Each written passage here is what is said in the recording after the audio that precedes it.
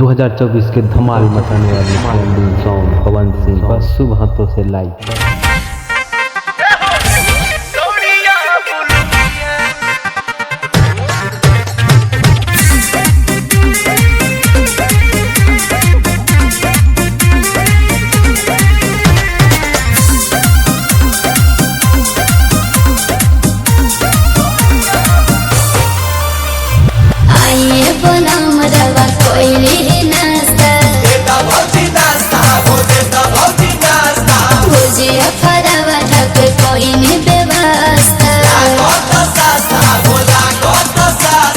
अरे मजाक मत करो सब। ओके भैया।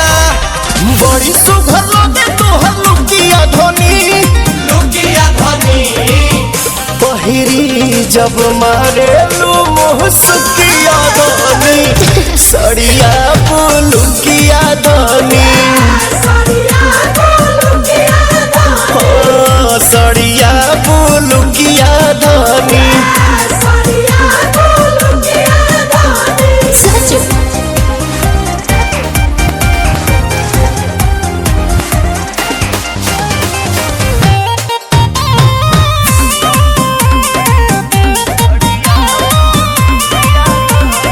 धनी हो बड़ू से आन बाकी लागे लुलाई के मेकअप के जरूरत तारा नइखे।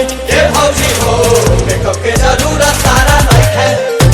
बोला भापिया करो जानू तू तहकी माटा ले आई कुछ मीठा खिलाई कुछ काटा खती लाई तो पुड़ुकिया धोनी लागल भूखिया धनी पहिरी जब मारे लू मुहसकिया धोनी सड़िया लुकिया धोनी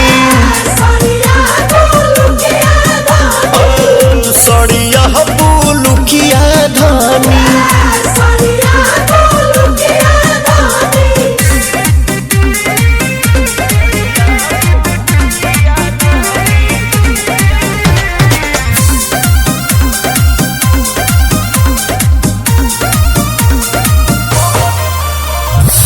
बड़ी प्यार करेलू पवन पमरेलू खाए के देलू छोहारे। ए भौजी हो खाए के देलू छोहारे। रखो बेहू से ज्यादा ख्याल पिया देखी जोरे लगो नीति निहाल पिया प्रियांशु होने तो भुड़ुकिया धोनी जैसे रुखिया धनी पहिरी जब मारेलू मुहसकिया धोनी सड़िया लुकिया धोनी सड़िया लुकिया धोनी।